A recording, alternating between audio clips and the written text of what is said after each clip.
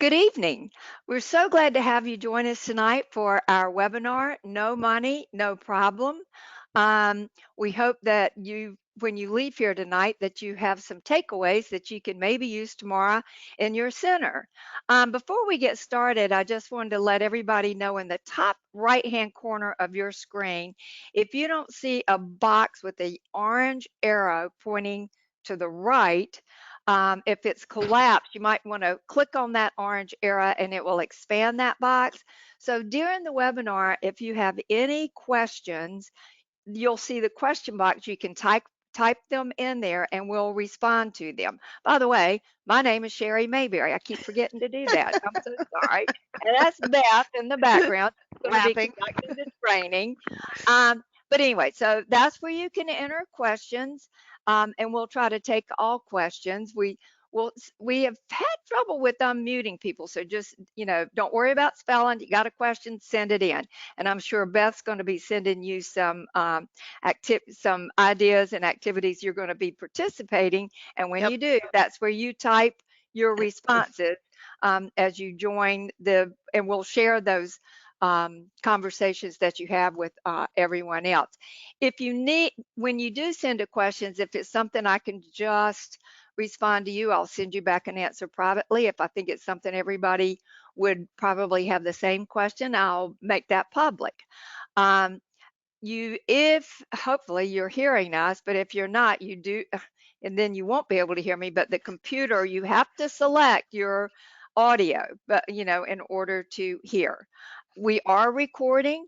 The recording will be up sometime tomorrow. And then Beth's also going to share with you tomorrow where to find not only the recording, but the post assessment, the certificate of attendance, and all those goodies and handouts that you're going to want to see tomorrow, like this slideshow she's got up. Beth Smith is going to be doing our training. We're going to get started because I know you're all tired, and we're going to try to stay on task. There's a lot of information, but again, it's recorded, so don't fret if you say, "Oh God, I missed that." You'll be able to come back and listen again tomorrow.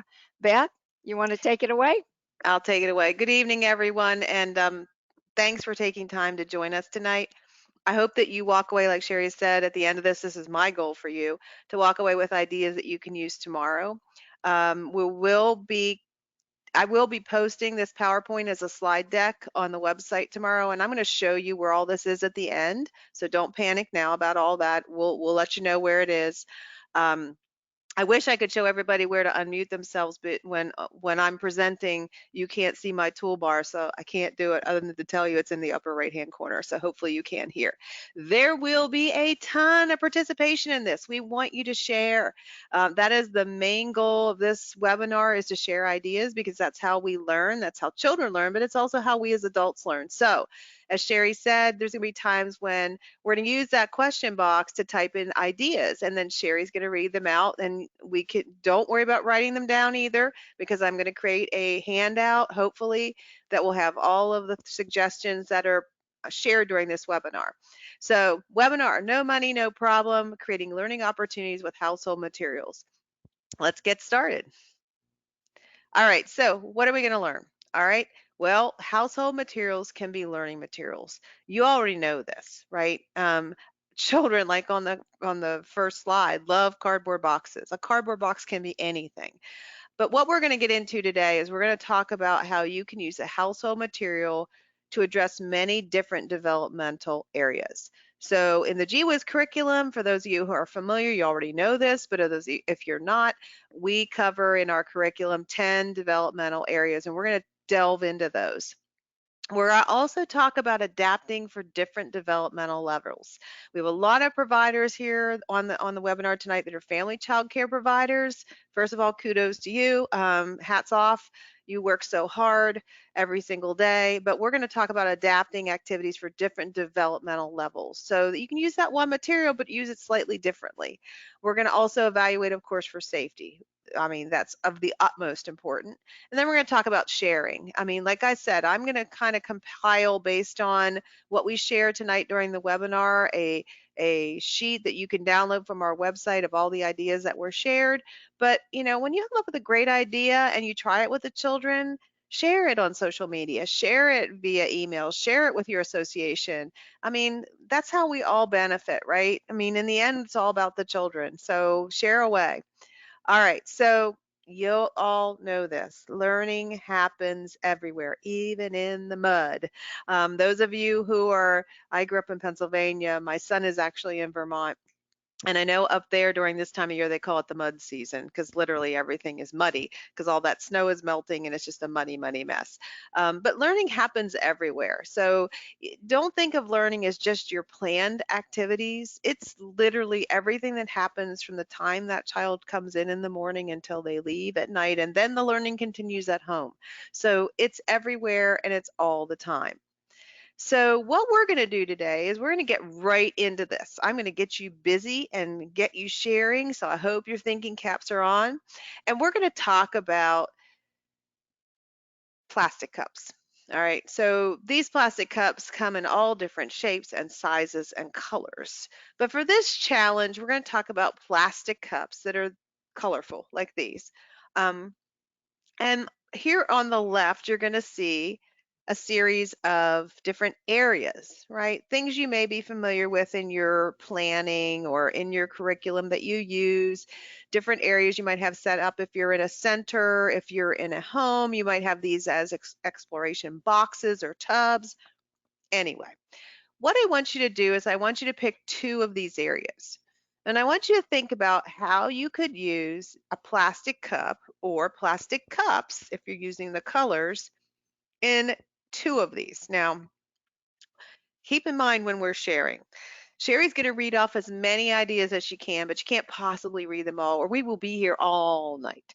So, what I want you to do is in your mind, think of two ways you could use these plastic cups. So, for instance, let's say I'm going to think about science and I'm going to think about blocks. All right. And I'm going to say for science, since it's spring, I'm going to use these plastic cups as flower pots. And we're going to plant some seeds, but we're going to plant different things in each cup. And we're going to make predictions about which seeds are going to plant. We're going to sprout first, which are going to, what color if they're all flowers, let's say I'll do all flowers, what color flowers they're going to have. Um, that's just one idea for science. Blocks, we're going to build with them. When my kids were in probably elementary school, cup stacking was a really big thing where they had these plastic cups, you turn them upside down, you stack them up real fast, and you stack them down real fast. It was a huge thing. All right, so in blocks, we're going to build with plastic cups. So what I want you to do is I want you to think about whatever two areas you want. Pick one of those and share your idea in the box, in the question box. So if you say you choose dramatic play, you could say dramatic play, and then you could share what you're going to do. And Sherry's going to unmute herself, and then she's going to read off as the ideas come in, the ideas that people are sharing. But remember, you don't have to write these down because I'm going to put these together into a PDF that you can print out tomorrow, hopefully. All right, Sherry. Yeah, and don't worry about spelling. We're not Nope. taking spell check, and I Nope. don't even know if it has in there. All right, so we got gross motor and stacking cups. That's a good one. I think some people are still typing because that's all we got so far. But it takes a few minutes to think about. Oh, here we come. Math, full and empty or half full. Excellent. Math, yeah, math, have things to match in different colored cups. Mm-hmm. Dramatic play, making hats. Gross motor, relay races as children run across to pick up the cup, yell out. I think there's more than I can't see. Let me expand that. Yell out. Yell out the color and have them grab that color. Oh, that's cute. Oh, Um, fun. yeah, upper and lowercase letter match. Gross motor as traffic cones with relay. Oh, I like that. Art, let's make circles. Stacking cups or bowling with the cups. Mm-hmm. Math, how many cups do we have? So we're counting. Science for planning and math for sorting and counting items. Health, trying different colored drink drinks, juice, milk, water, and so on. So talking about colors in the cups. Manipulative, just pour and fill. That's a very good Mm-hmm. one. Okay. Um, let's see, manipulative, pour and fill. 3D art. Art used the cups to make a color matching. Yeah. And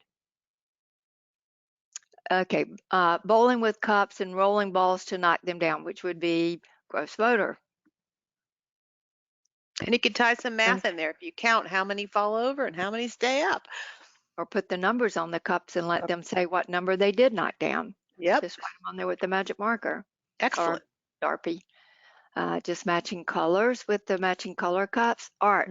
Mhm. Oh, melt in oven and after the kids color on them. Oh, so Ooh. you color them and then melt on them, like with the wax crayon, probably.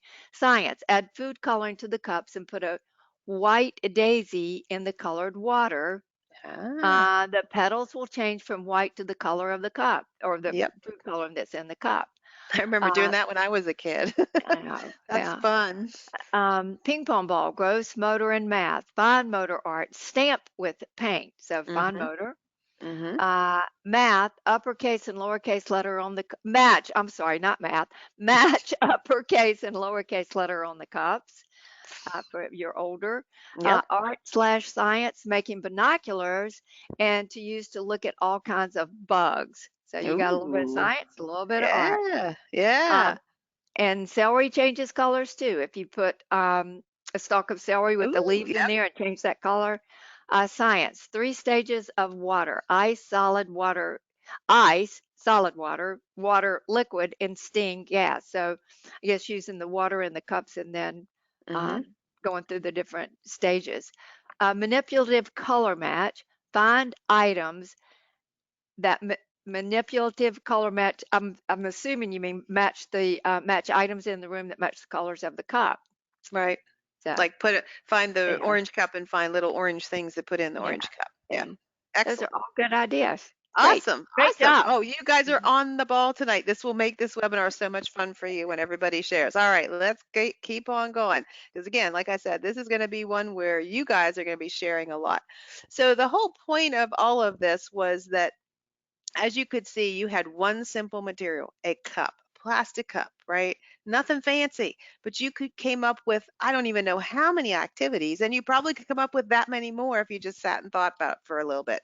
So the point being that there are so many different things that you can do with things you have around the house, that you don't need fancy materials, that you don't have to spend a lot of money. You can reinforce a lot of different developmental areas, and we're going to talk about levels in a second, with just a simple material. So for instance, this is an activity called How Many Cups, right? This is actually my son, who, believe it or not, is now, I'm not even going to say how old, 21, but when he was a very little boy, he loved playing in the dirt.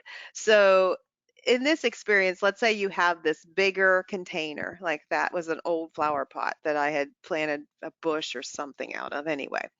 And you had those plastic cups, right, that you were using. And one of the activities you could do was you could see how many cups full of dirt or sand it would take to fill that big container. And you could have multiple containers. You could have big containers, little containers, and you can compare and contrast. Okay, well, this black container here, let's guess, let's estimate how many cups it's going to take to fill it. Somebody's going to say 320. You know, they're going to come up with some crazy number. Somebody else might say two. So and especially for the older ones, let them estimate and then let them test their theories out, predict, and then test and see how many it takes to fill it, and then pick a different container and repeat the process. Well, when you do that, they're doing math knowledge because they're counting the number of cups it takes to fill. They don't understand yet, but they're also exploring volume at the same time, and three-dimensional shapes if you really want to get into that. Science, because they're making and testing predictions. Approaches to learning, because they're demonstrating, persistence and patience and working together. Logic and reasoning, problem solving. Physical development and health, obviously it takes eye-hand coordination to fill the cup to put it in the bigger, container. And health, because they're developing gross motor as they move, or small motor. And then social and emotional, because they're working together to complete this task. They're figuring out how, predicting together how many cups to fill this container, and then they're testing out their ideas. So again, a simple material, something you probably would put in the recycling bin, and you could use it for an activity. So the point being here, and I hope you're starting to see where I'm going with this, is that you don't need to spend a lot of money to create experiences where you're reinforcing a lot of different developmental areas. Here are just a few that I thought of. You can read it. I'm not going to read it to you because I know you're excellent readers. But I want you to look at my list and then share in the question box other common household materials that you use right now in your program with children that you've had great success with. And they could be things like this, where it could be like blankets, but there's a lot of other materials that you might have. So share some of the ideas of things that you use with the children that you found they really enjoy using, and they're great because you can use them in many different ways. And Sherry will read those out as you share them. Yeah. Take your time. And you don't have to tell us how you use them, just things that you use that No. are around the house that, okay, cotton balls and pads. Lots of popsicle Yep. sticks. We always have lots of that. Tops from the yogurt pouches, applesauce, and the applesauce pouches. Popsicle sticks, Oh. ice cube trays, oh, yeah. Hmm. Toilet Yes. paper rolls, pipe cleaners, paper towel and art, aluminum foil. Um, oh, those are good. Okay. Tops from Excellent. the squeeze applesauce. I Yeah, never those thought are good. about that, but they would be good for a lot of things. Hmm. Contact paper. I love contact paper. Mm. Okay. Empty baby food jars. Um, Hmm. pool noodles. I saw someone using a pool noodle the Oh, other day on yes. a flagpole because I guess they got tired of hearing the tapping of the little. They didn't put a flag up. Tape Ah. we've made an obstacle course. Shoe boxes and bottle caps. Q-tips. The caps from the pouches and empty boxes. Tons of empty boxes, especially shoe boxes. Coffee Hmm. cans. Water bottle caps, boxes, coffee cans, toilet paper, inside tube. Yeah, and the roll inside the Oh, and the yeah. paper towel. Egg Yep. cartons, freezer bags, oatmeal boxes, cereal boxes, yogurt cups, tissue rolls. Um, those are all Awesome. okay. Freezer bags. There's another. Yeah, yeah. I skipped over that one. All right. All those Awesome. are Awesome. great. No, they are great. And you know what? You're also doing when you're using all these things, you're repurposing them, which is wonderful for the environment. And it teaches the children about that too, right? That you don't necessarily throw everything away. They always say teachers keep everything. And my husband accuses me of being a pack rat. But I've gotten better about that. We've moved in so many times now, I've had to throw things away. But it's true, right? Then you're showing the children that instead of throwing it away, find a new purpose for it, right? And use it again. Awesome. All right. Perfect. All right. So now we're going to talk a little bit about, okay, we're going to practice this some more. So, there's more ideas a coming, but we're going to talk about, okay, especially you family child care providers, you've got mixed ages, right? You have everything from an infant to a school age or after school person. And so another challenge for you is, and this is also a challenge even if you're like a 3-year-old teacher in a center, you're not going to have everybody on the same level in all those 10 developmental areas. Let's face it, you're not going to have all the 3-year-olds on the same page in terms of fine motor skills and language. They're going to be all over the place. So you're in the same boat, really. So when you think about these materials, obviously you have to keep safety in mind, and we'll talk about that in a second. But you also have to think about, okay, where are they developmentally and how can they use the material that's in a way that is appropriate for them.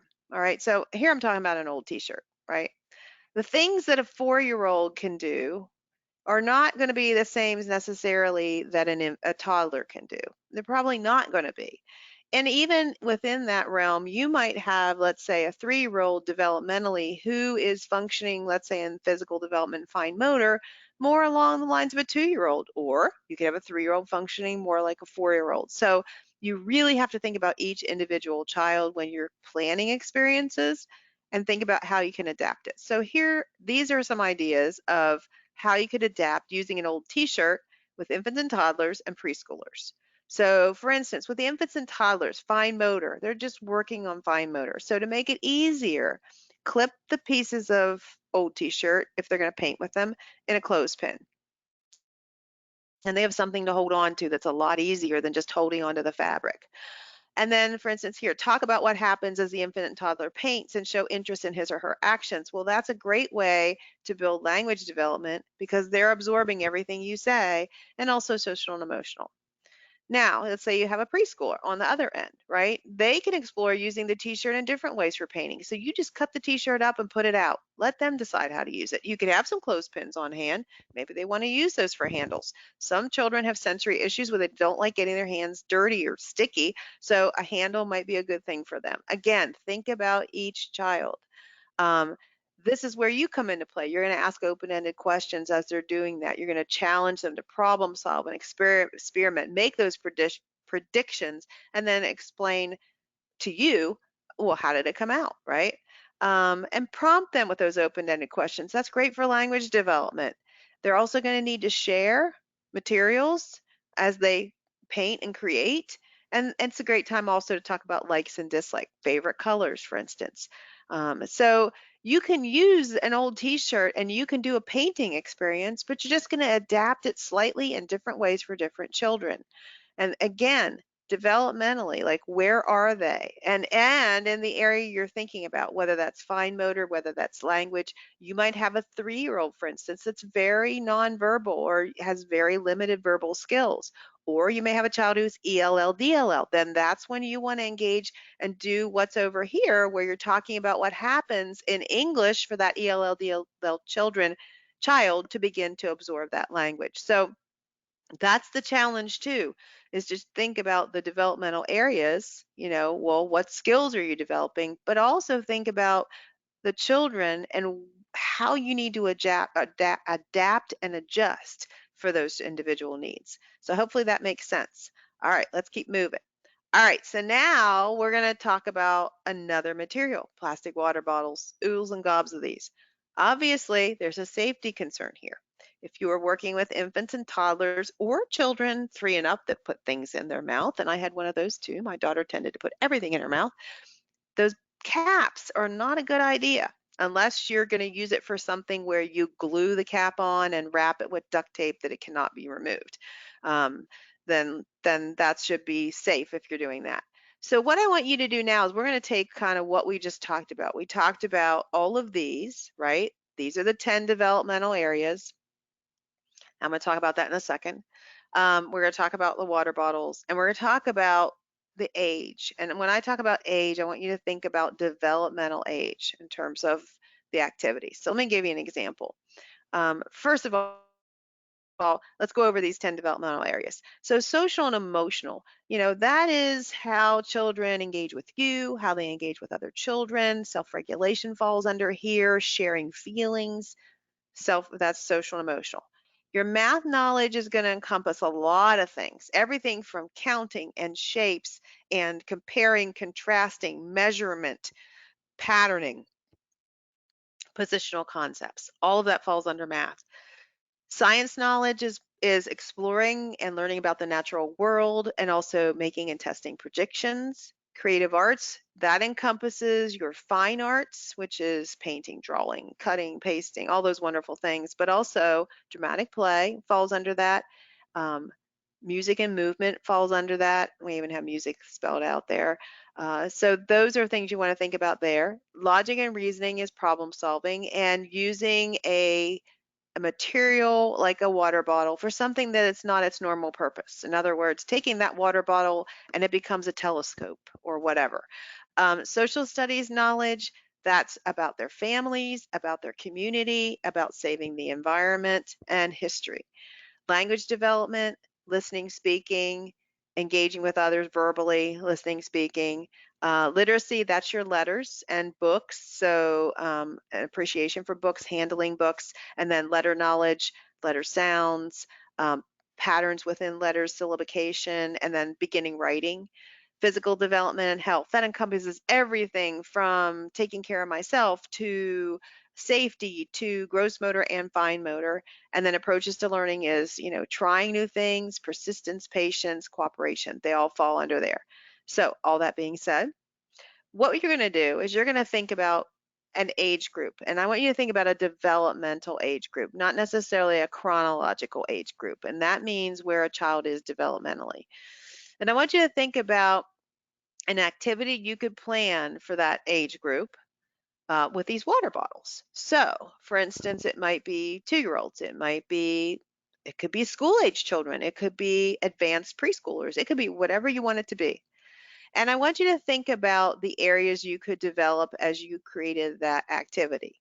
So, let me give you an example. All right, so here we have the water bottles, and I'm going to pick something. I'm going to pick something a little more advanced. So this is going to be for my 4-year-olds. We're going to explore volume, and I'm going to have several different sizes of these water bottles available. I'm going to have water, I'm going to have funnels, and I'm going to have measuring cups, plastic measuring cups. And we're going to predict that the science is tied in there, you'll see. You're going to predict how much water each one of these bottles is going to hold, because I'm going to remove the labels so we can't read the labels, although you could tie in literacy if you wanted to read the labels. So we're going to do, it's going to be a volume-based experience where they're going to explore. So there's going to be a lot of persistence, right? It takes persistence to fill that bottle with a funnel and a measuring cup. There's going to be spills. It's going to happen. So that's going to mean self-regulation. We're going to talk with each other. We're going to have social things going on. There's going to be language involved. If we write down our predictions before we actually do the experience, even if they're dictating to me, then I can talk about letters and letter sounds, right? We're going to have problem solving because we have to figure out how to fill those bottles. Science is obvious, and social studies, if we want to tie it in, we talk about, well, why does water come in a bottle? I mean, when I was a child, there was no such thing as a water bottle. Now there's water bottles in all shapes, sizes. And why is that? Like, we could go back and we could use the internet as a source of information to figure that out. And obviously, physical development and health. So in that one experience, I will have covered all 10. Now, I'm not going to ask you to do all that because otherwise, again, Sherry would be reading your answers out all night. What I want you to do is come up with an activity. And I want you to type in what the activity would be. So for me, it would be exploring volume with the water and water bottles.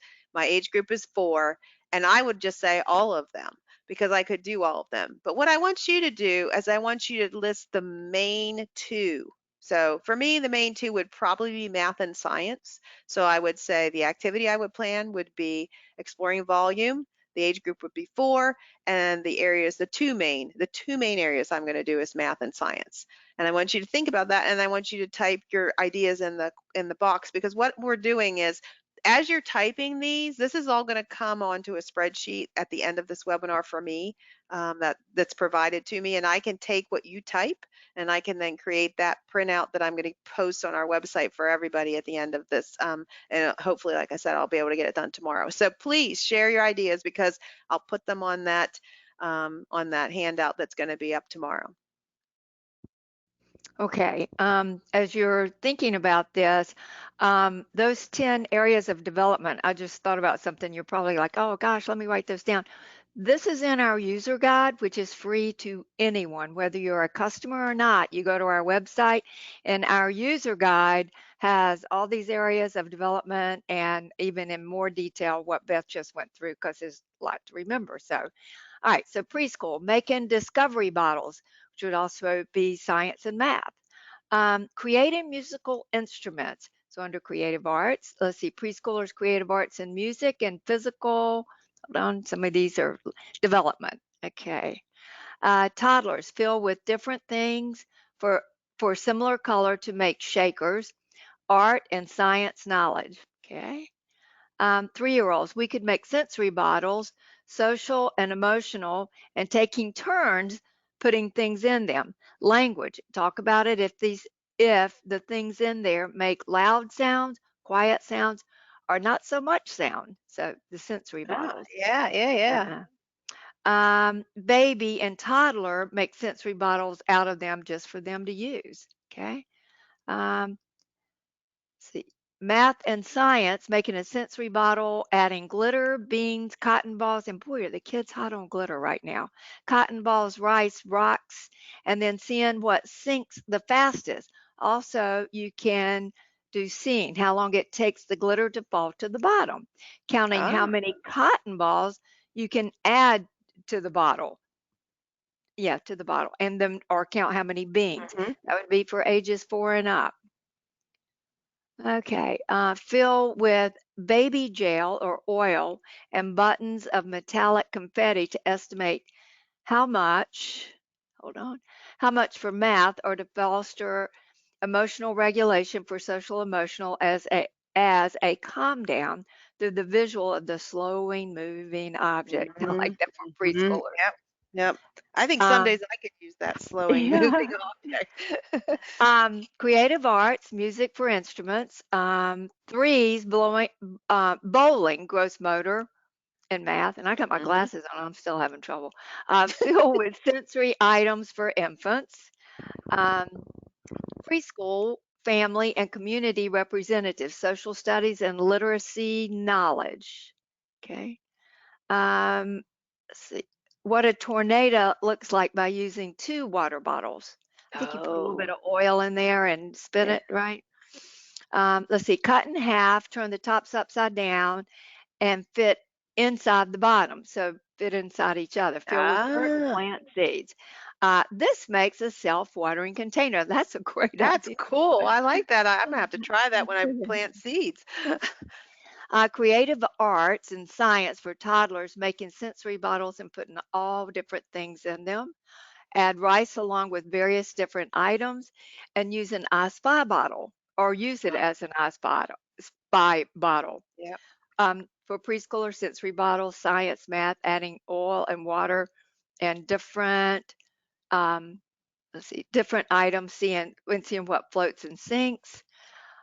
Painting with the tops and bottoms of the bottles, preschoolers, which would be creative arts, social emotional, and they can comment on their peers' art. So also with the Cool. social emotional. Okay, it's great. Yep. Thank you. Very cool. And like I said, we are not gonna be able to read all of these, but please do not hesitate to type them in because like I will compile them. So um, e- even if we're done and we moved on to the next one and something pops into your head, go ahead and type it in because that way we'll have it. All right, awesome. You guys are doing a great job. All right, we're gonna try it again. I have a whole stack of these up in my attic, gift bags. Now, of course, they have to. Let's talk about safety. They must be paper, right? You might even want to remove those handles depending on your children, because you know how that can be. Some of them are more, let's just say, exploratory than others. So, anyway, paper gift bags come in all different shapes and sizes. We're going to do the same thing. I want you to think about the activity you had planned, the age group it's for, and the developmental areas you could dress. But this time, pick a different age. Even if you work with 3-year-olds, think go higher, go lower. This is going to push you to use your brain just like you want the children to do and stretch those neurons in there, right? We all get stuck in these little buckets where we're thinking the same thing all the time. So push yourself to pick a group that, let's say, it's harder, like toddlers. Toddlers can be really challenging to plan activities for, as can school age and after school children. So I want you to pick something that's a little bit out of your realm just to push yourself a little bit. And again, same thing. What would you do? Who is it for, and then the top two developmental areas you would address. Because again, we could go on all night. Push yourself there too. So let's say the last time you chose math and science, or you chose art and language, pick two that you didn't choose. Push yourself. Do something a little different. I mean, sometimes social studies can be really challenging, but that one actually ties in nicely here. So see what you can come up with for these paper gift bags that I have here. And you don't have to, you can think about any paper gift bag. These are just, I thought they were cute and colorful. I'll just read one that came in just about the bottles, and it says you can put paper clips in the bottle and use a magnetic wand and run it up, and the paper clip will run up the bottle. I've never thought about that. Oh. Uh, okay, as for the bags, school age puppets, social, emotional, and creative arts. Use songs to put pom poms in and out, and they can count the pom poms in the bag. So that's math. Logic, toddlers, matching items. Oh, yeah, by the Um, color. Yep, yep. okay, so pre-K fill with light or heavy objects and predict the weight. So that's logic Ah, and reasoning and math. yep. Um, School age, guess how many rocks added to the bag before it breaks? Math, logic, and reasoning. And keep Uh, it away from your toe. yeah. Throwing items in there and see what was in there for touch. Is it soft? Is it hard? And it for age 3. So you feeling Hmm. it without seeing it. Yep. Um, okay, put letters in them and pull them out to name for literacy for your older. Okay, Hmm. toddler art. Open the bag and color and use the handles to hang them on the wall so that they're matching colors and shapes into the colored bags. Ah, Uh, okay. literacy. Put picture cards that have letters on the cards and have students pick a card and say the letter and the sound it makes for your older 4-year-olds. Okay. That's what we got right now. Okay. Is- Awesome. Awesome. Well, I mentioned social studies because that's often a topic that, it's a little more challenging to think of, but this one fits in really well because think about it. When do you get I mean, now this is a gift bag. So it ties in nicely with families. You can talk about celebrations and their family when maybe they use gift bags because it's not going to be the same. This is a great way to bring diversity in.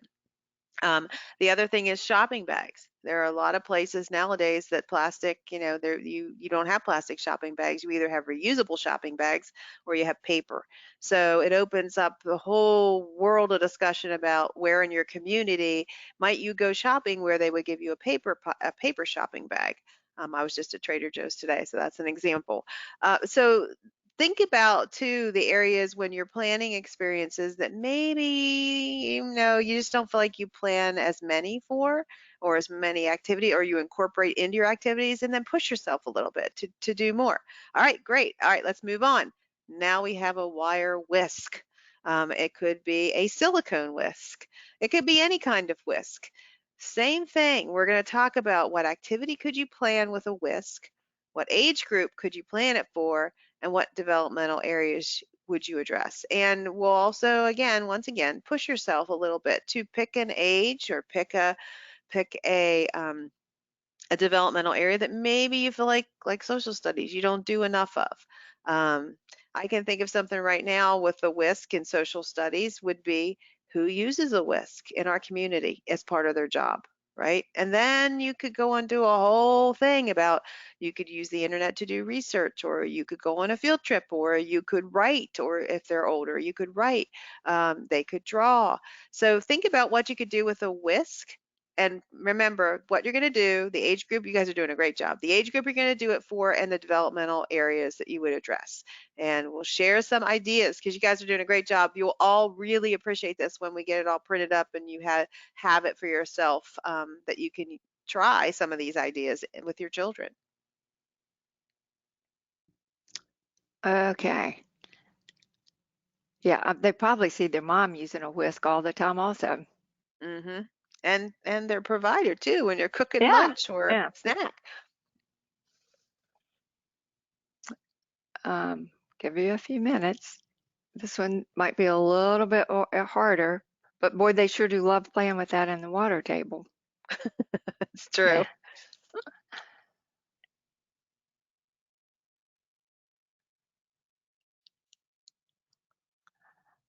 Yeah. Everybody's waking up, I hope. Oh, here we go. Kitchen area making jello or other items, having them taking turns stirring, and the toddlers can stir, so that's for the Hmm. toddler activity.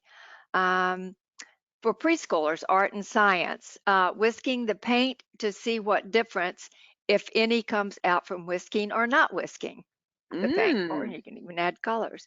2-year-olds and up, teaching children how to mix with flour and water. Yeah, my mom never did that for me. That's why I think I struggle. All right. So school age, science, cooking, or just baking with the whisk. Hmm. Um, cooking activities, mixing paint colors. Infant art, paint with it, with the Hmm. whisk. Practice fine motor skill, fill with pom poms, and take back out. Little Ah, bit older ones can count how many pom poms fit inside the whisk. awesome. Learning to measure and incorporating the whisk to make a recipe. Mm. That would be for preschoolers. Yep. Scoop up cotton balls while blindfolded to see how many you can transfer to a bowl, 3 and up as an approach to learning and to math. Awesome. Okay, math, science, social, emotional, making instant pudding to make dirt, whisk the milk and pudding mixture together. Creative arts, how can it be used as a flower holder? Preschoolers or to mix paint for art. And working together in groups as you're doing some of this Mm. Mm-hmm. and taking Excellent. turns, unless you've got a lot. 2-year-olds painting with using whisk and mixing colors together. Toddlers for science, mixing cake batter as mud pies. I love mud pies. I Those are used to make all real good. mud pies when I was a kid and make a big mess. Yeah, all those are good. Awesome. And then one thing that I don't know if anybody mentioned it or not that's great for fine motor control and eye-hand coordination for now this would be your 4-year-olds more than likely is pieces of ribbon, and I'm talking about like a wider, like a softer ribbon, and weave in and out, in and out, in and out, and they can hold it in one hand and weave with the other. And obviously, that's for your older children who are ready to explore weaving, but it's a great way for them to practice weaving. And again, that would totally tie into approaches learning because there's a lot of persistence and social emotional self-regulation involved in that. So, all right, great. Okay. Now this time, which says one last time, we're going to do it a little differently. So we have blankets this time.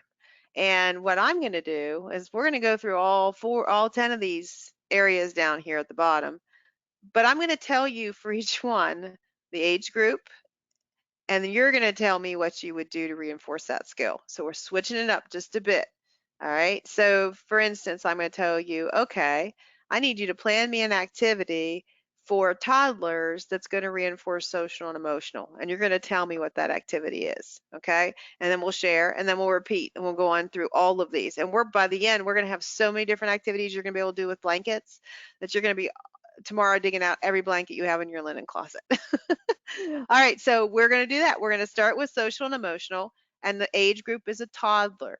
All right, so I want you to plan an activity for toddlers that involves blankets. Any kind of blanket you can specify what kind of blanket, um, but it will address social and emotional skills. So remember that social and emotional is engaging with you, engaging with other children, self-regulation, cooperation. So let's see what you can come up with. One of my favorite, peekaboo with emotional faces. Um, Playing with They baby love dolls. they love peekaboo. Mm, yeah, playing with baby dolls. Forts, got peekaboo again. Wrapping a crying baby doll up for emotional. hmm Lots of people like peekaboo. That's great. Dress up. Make a tent with a blanket. Wrapping up babies, baby dolls. Oh, swing. So I guess just swinging the blanket. hmm Um, Toddlers can use the blankets for dramatic play and nap time for baby dolls. Talk about how important nap time is. especially for the grown-ups. Yeah, I know. You need that quiet time. Okay. Toddlers in the blankets and swing them. Okay. Swaddling in the crying baby doll. Make a parachute and put balls in the middle and then let them explore what the balls are doing gently. Gentle touches. I used to tell my kids Yeah. that all the time. Gentle touches. Gentle hands. Yeah. Mm. Using a blanket for comfort. Ah, Oh, a lot of yes. people, yeah, kids get attached to their blankets. Yep, Okay. All those definitely. are All right. good. All right, so now we're going to move on to math knowledge. Now remember, math knowledge is understanding counting skills, that numerals go in order, positional concepts like over, under, above, behind, patterning, creating, extending, and copying patterns, measurement falls under math, and comparing and contrasting. All right, so this one we're going to use 4-year-olds. All right, so this time it's 4-year-olds in the blankets and it's math knowledge. So what activity are you going to plan that will address math knowledge with 4-year-olds and blankets? Okay. There's one that came in after you finished, and I love this one. It says, make a superhero cape to show kindness. That's a great Oh, one. that is a great one. Yeah. Okay. So what color blanket comes next? So patterning with the blankets. Excellent. Comparing sizes of the blankets to make a fort. What size do you need to make that fort work? Yep. Um, teach the use of rulers. Yeah. Perfect. Stacking blankets, short blankets and long blankets, and see which is which. Mm, that's a great Measuring the problem blanket. solving. Yeah, measuring the blankets when we come back to the rulers. Different size of blankets, which is the biggest and smallest, etc. Parachute with heavy or light things in the middle. Different Compare and size contrast. Yep. yeah. Yep. Different size blankets and measure them, which can teach them how to use a ruler. Hmm. Yes, Yeah, exactly. In a meaningful way. yeah. Making a tent for story time. Measuring the blanket, and the child can see which one is bigger. Using blankets as a path obstacle course. So I guess you mean like putting the blanket down and you have to walk on the blanket as your obstacle course. Use Yeah, it and for probably shade. and then you could do different motions and reinforce positional concepts while you do that too. This is a Yes. good one. Teach children how to make shapes out of the blankets. Oh, very good. Yes. Tape numbers to the blankets and roll the dice and have them jump on the number that they roll. Oh, they So, would love that. yeah, yeah. And it's just using the blankets that you have at home. Measuring different types of blankets, making a cozy corner for your reading buddies. Those are all good. Yeah. Excellent. All right, now we're going to move on to science. So remember, science knowledge is using your senses to explore, making and testing predictions, and exploring the natural world. And for this one, we're going to think about those 2-year-olds. All right, so 2-year-olds, blankets, science knowledge. What can you come up with there? The one I would have thought of first, predict the changes when dipping in water. So if you dip the blanket in the water, how's it going to change? Mm, What, is it going to be heavier, lighter? Um, feeling different textures with blankets. Perfect, using the senses. Wonderful. Weigh in different blankets. I guess just which is heavier, which blanket is rough, which blanket is smooth. You Right. go ahead. I'm I sorry. was going to say they're 2-year-olds, so they're absorbing language. That's perfect to give them those words to go with their senses. Using different textures of blankets and again describing how they feel. Textures of blankets, soft touches. Blankets are definitely with 2-year-olds Hmm. and textures, and they'll have their favorite. Um, we'll give you a minute. Can you feel grass through it or see how thick it is? I guess like the grass. Ooh. Make a sensory blanket. Oh, that'd be fun. Yeah. Okay. Those Those are are all, all good. yeah, you guys are doing such a great job. All right, let's move on to, excuse me, creative arts and music. And let's do 3-year-olds. And let's see what you can come up with for music. Can be music, but also dramatic play and or creative arts such as painting, drawing, that type of thing with 3-year-olds. Okay. Shake it to the music, like play music, and I guess shake the blankets as it, to the beat. Cut up and paint with pieces of the blankets. Dancing with blankets, high and low. Dancing around with the blankets. Like a lot of people, all different people saying dance with the blankets. Dance, And dance, I'm sure dance. you don't, yeah, and I know you're not seeing what everybody else is writing, so that's really interesting. What different instruments sound like under and out of the blankets? Ooh, very Uh, nice. yeah, smaller blankets, waving them to music. Mm. What colors can we mix to create and match the colors of our blankets? Ooh, Uh, good. That's a good yeah, one. different items under the blankets and see how it affects the sound. Use the blankets to do the limbo. Uh, That'd be y- fun. yeah, um, using a blanket like a sled. We Yeah, used to do that. yeah, Drag each other around the house, yeah. much to my mother's Uh, dismay. yeah, parents. Yeah. A painting mural to hang in our classroom. So painting on the blankets. Ooh, that would be interesting. Yeah. Okay. Those are all good. Awesome. All right, so now we're going to move on to logic and reasoning, and we're going to do 4-year-olds. We're going to bounce back to those 4-year-olds. And logic and reasoning, remember, is problem solving, but also using a common item, in this case a blanket, for a new and unique purpose. All right, so let's see what you can come up with for 4-year-olds for logic and reasoning. Okay. Guess what is under the blanket? Mm. Um, what about just putting out these materials to play prompts and letting the children, one second, letting the children decide what to do with them?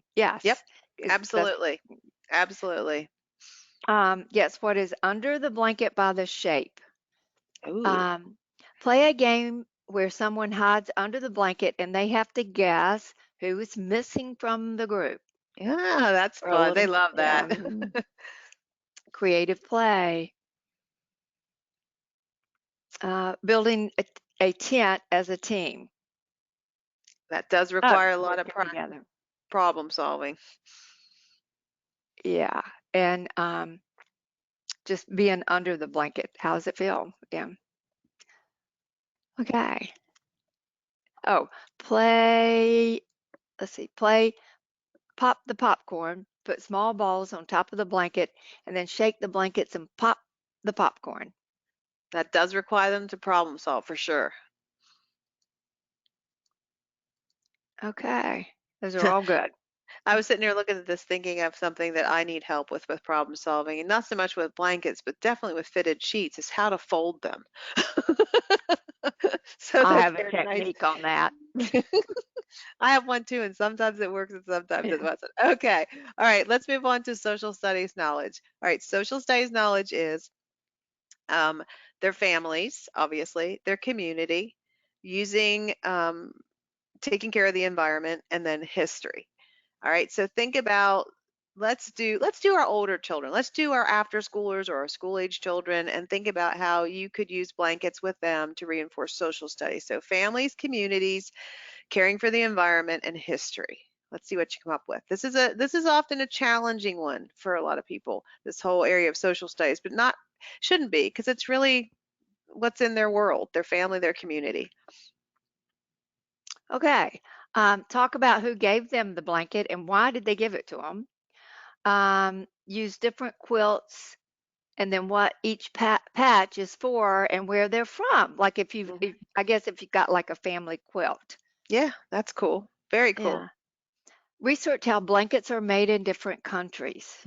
I love it. Yeah. Um, practice making your bed with blankets observed by the caretakers in the home. Yes. My kids never got that. Have each child bring a blanket from home that might mean something to them. They probably have one. I'm sure Watch they do. video. Yeah. Watch video on how ethnic blankets are made. Love it. Asking them to bring and share their favorite blanket from home. Create a blanket that represents their family and have them draw a picture of their family, their house, their friends, and their school. Love it. Yeah, like a patchwork. Yep. What Yep. kind of blankets do you have at your home? Hmm. Um, share stories about their favorite blankets. Just using the blankets to find out more about their family and home. Exactly. Yep. Yeah, those are great. Yes, exactly. And then to tie in a little bit of history here, and somebody mentioned watching a video, right? There is a place, at least in our belief at GWiz, that technology has a place. And one thing technology has that's extremely powerful is the ability for research, right? And finding out things like how a blanket is made. I'm sure if you went to Google and or you went to YouTube and you went, how is a blanket made? Video for kids, you would probably find one. So there's a place for that because it opens up a door. Like you're not going to go to a blanket factory. I've never been to a blanket factory, but I would be there's a show on TV about it's like called Behind the Factory, or I don't know. Anyway, it's a BBC show, and it goes to different factories about how they make things. And it's fascinating. Like I think it's fascinating. So children would probably find it fascinating too. So that's a way you can use technology with children, not just your school age children, but even your preschoolers, to help expose them and help them build background knowledge that otherwise they may not have. History is the same way, right? Like how did people make blankets back in the 1700s? Well, time to do some research, and helping children learn how to use those tools, the technology tools, to find answers to questions that they have, is a skill that the sooner they figure out, like using the .orgs, using the .govs, using, you know, true honest to goodness sources and evaluating those sources, the sooner they learn how to do that, that's a skill that in today's world is going to follow them throughout life. So if you model how to use that skill, social studies is a great area to help you do that, and it helps open doors for conversations otherwise you might not have. So excellent. All right, language development, speaking and listening, right? Obviously, building vocabulary, that all falls under language development. And who do we know that's really absorbing language? Toddlers. All right, so let's talk about toddlers, toddlers, and how you could use a blanket with toddlers to reinforce language development. Now, keeping in mind, most toddlers don't say hardly anything, but they're absorbing everything you say. So, what could you do to help them build language as you use blankets with toddlers? Now, one provider sent a note and said they do a lot of research just using their iPad. Yeah, What did we ever do before we had iPads? Just research something real quick on the fly. it's true. Um, cover and say hot, uncover and say cold with top. Perfect. Perfect. Simple but effective. Um, talk about color, shapes, and the feel of the blanket with your toddler. Describe the blanket cozy, warm, and soft. Use terms like soft, nice touch, just introducing words around what blankets feel like. hmm Excellent. I mean, Uh, because again, they're absorbing everything you say. reading books and reading, and some of the same books will help their language skills. Just reading the books, yeah, the same book, and they find the one they like, they want it over and over. And you can cut open that Uh, blanket while you read it. yeah, hide toys under the blankets.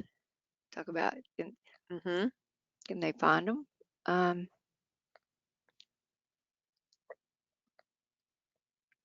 And this is also a good area for ELL, DLL children, right? So like, let's say you have some children who are just learning to speak English. So you can talk and say things in English connected to the Spanish and help them build language as well. So yeah, so all those are good. I think um, those are good with the blankets all and right, so now we're language development.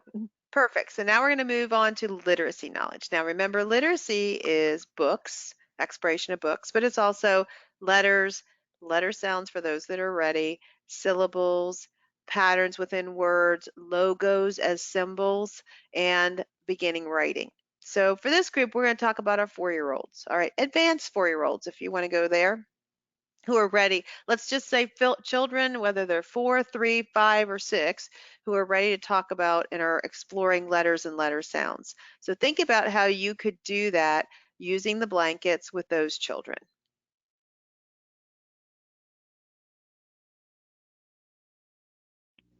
Oh, okay. Remember to unmute myself. Okay, read the tags and the laundry needs of the blankets. Uh, Perfect. read books about blankets. Uh, show and I believe it's 12. That one I'm not, I think that's correct. Show and tell. Oh, that's just Show a and double tell. check. Show and tell. After playing Wordle, I should have known that. Pop-up letter from behind the blankets. Ah, fun. Put the blankets in the reading area to make a cozy area. Love it. Reading books about different blankets and reading different tags. Just reading the tags on the blankets. Yeah. And that's also a good time to talk about logos as symbols, right? Because Yeah. most of the time on a tag for a blanket, you're going to have the manufacturer's whatever their logo is, right? So you could talk about logos too. Making a puppet show from behind the blankets. Yeah, all those are good. It's really have to kind of literacy in blankets, a little bit of stretch, but these are all good. Yeah, exactly. Well, and if you have more advanced children, let's say you have children who are maybe even like you're really advanced, getting ready to go to kindergarten children, you can talk about like the blend BL, bull. What other words start like blanket, blue, blink, and they could come up with a whole list and you could write them down as they say them and see how many they can come up with. All right, excellent. All right, physical development and health. Remember, this is taking care of yourself, safety, gross motor, fine motor, the importance of exercise and rest. So let's do 3-year-olds for this one. Let's do 3-year-olds. 3-year-olds, blankets, and physical development and health. There's a lot of things you could do here in a lot of different areas. Okay, folding the blankets for physical development. That would be hard, folding for a 3-year-old, but they like to try, and there's no right or wrong, so it's I was going to great. say, they'll do what they do. They're 3-year-olds. They always do what they'll do. Um, take a bout with fire safety and rolling in blanket. Mm. So I guess drop and roll. Is Stop, what, drop, and roll. Yep, yeah, yep. drop and roll. Superhero capes on an obstacle course. Ooh, fun. Collect all the blankets and then put them in a basket. That's a Uh, great task. yeah. Keeping warm, getting comfortable, and learn to calm down while holding your blanket. That Self-soothing. Love it. Yep. go under the blanket. Drape the blanket over the table to make a fort. Mm-hmm.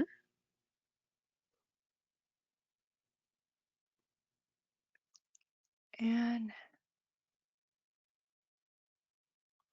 yeah, all those are good. And there's so many things with physical development with blankets. I love the capes because 3-year-olds love to just run and pull the blanket, a small blanket behind them as the cape. Exactly. Uh, Making them a warm burrito. They are the I burrito. love it. Oh, fun. They would love that. The floor is the lava. You throw the blanket down, and that's how you have to walk across. So, Ah, excellent. And that can tie in some safety too, right? mhm. Because putting the blanket on a carpeted floor is okay, but putting the blanket on a wooden floor or a tile floor and then jumping on it, probably not a good Not a idea. good idea. Yeah. Um, Gentle game of tug and war. I like it. hmm Um, all of these are good. Awesome. Very good. All right, so now we're down to our last one, approaches to learning. All right, approaches to learning is trying new things, persistence and patience, and cooperation. So, let's do 2-year-olds here. And for them, it's going to be trying new things and probably some persistence. I'm not so sure about the patience and probably not the cooperation because they're just not ready to cooperate yet. That's more of a 4-year-old skill. But we can focus on trying new things and persistence. Let's see what we come up with for 2-year-olds. Okay. Um, Take a blanket and show them how to use it for a picnic.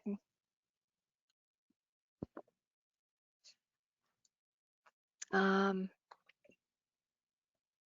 okay. And I am locking up. Now, go Uh-oh. figure. I know. Hold on. Let me just reset this That's little tab okay. right up here. That's okay.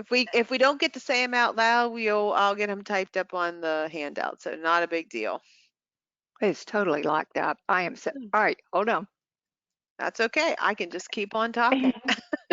They are. It is nowhere. Sorry Uh, about that. That happens every once in a while when you least expect it. But Sherry's going um, to have to now demonstrate patience and persistence. well, That's I will okay. keep trying. It's okay. No big deal. Don't worry about it because I'm gonna, like I said, I'm gonna be able to see all these on the report that we get from the webinar. So we will be sure to put all those out there. But I'm sure you came up with some great things to do for approaches to learning. All right, so let's talk about safety. We mentioned this a little bit earlier. One of the most important things to think about is a choking hazard, right? And most of you know the trick. Either you have one of those tubes that you can test things in, or a toilet paper roll works as well. You want to make sure that if you're using anything with the children 3 and under, it's not a choking hazard. And with any child, even older than that tends to put stuff in their mouth. Sharp edges. I mean, you would be amazed at, well, I'm sure you've all done it, but like I've cut myself on weird things, like even just like you're collapsing a tissue box or something and you get a paper cut. So just keeping in mind when you're using things like I think the water bottles, like if you're going to cut them, you're going to want to wrap that with masking tape or something so it's not sharp.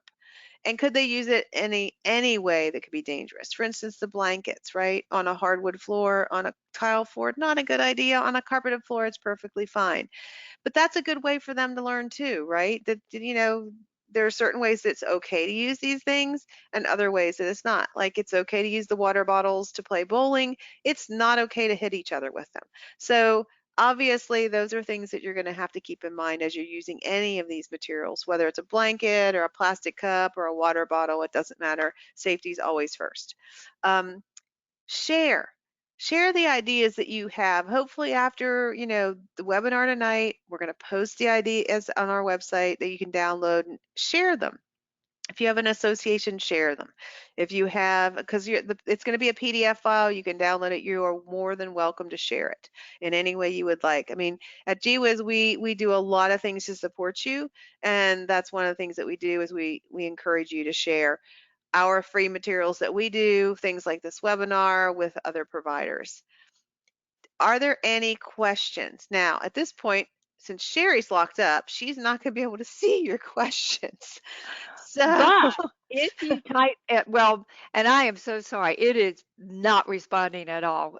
That's what you have for getting an old computer. But if you type your question in the question box, we can certainly address it after the webinar because we will get the report. I'm sure GoToWebinar hasn't frozen. yep, It's just this computer. yep. So I would suggest you go ahead and type that question in the question box, and then we can get back with you to, Yes.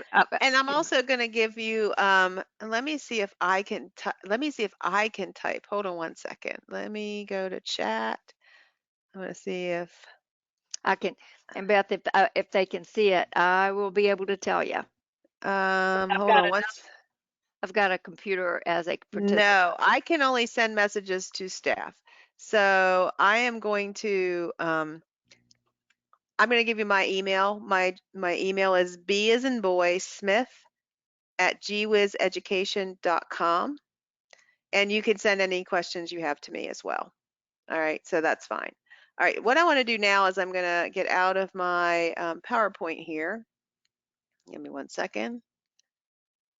I'm just going to put this down here, and I'm going to show you where you're going to go on our website to get to the post assessment. So in order to get credit for the webinar, if you are in Pennsylvania and you registered in the PD registry for this event, you must complete this post assessment, and then I'll be able to go into the registry and give you credit.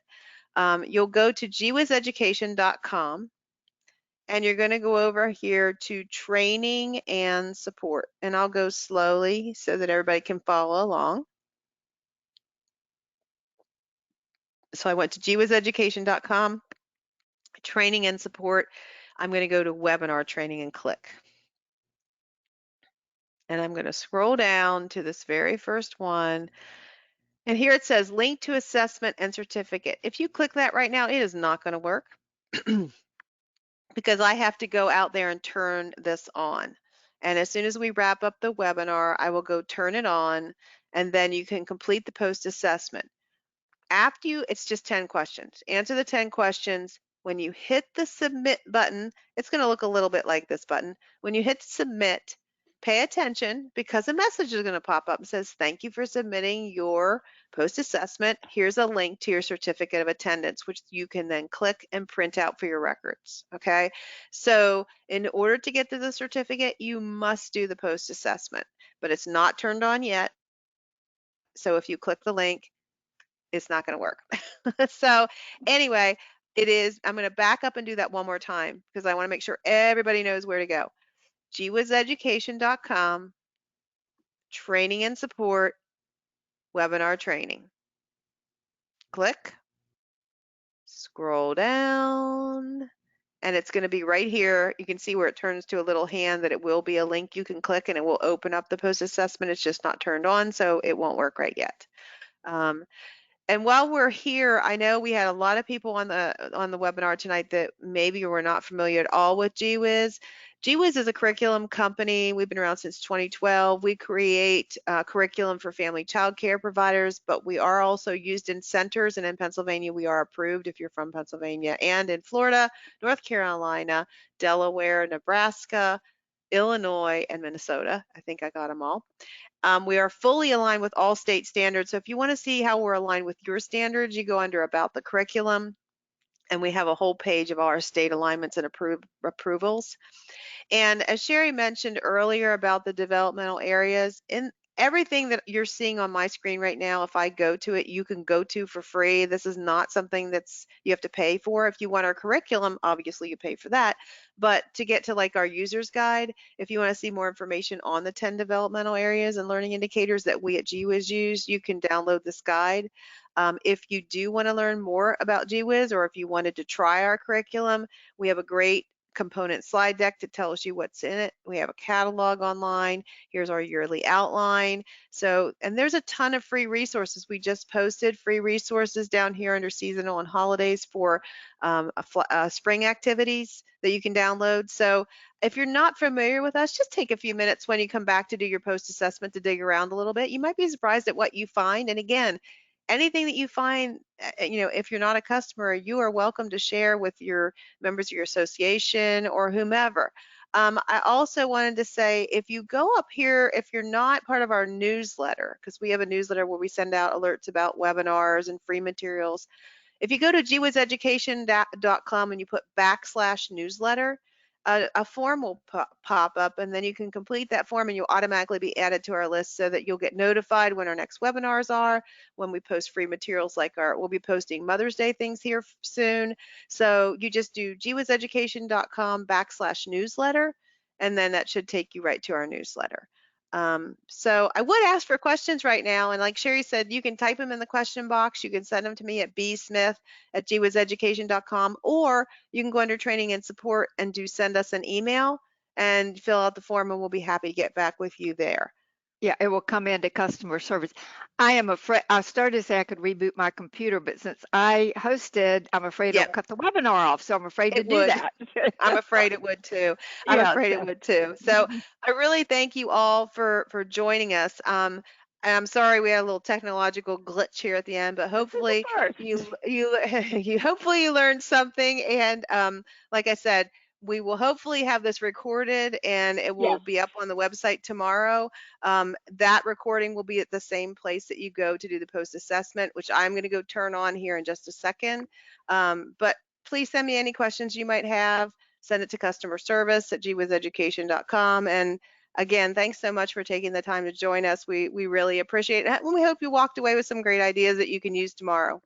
And you've got thank you. And you've got my email because you had the email inviting you to the webinar tonight from my email. So thank you so much for coming. If you don't get your question typed in, just send it to customer service. But I'm going to leave this machine up for just a minute, just in case you need to add something. And I'm afraid I'm going to cut you off.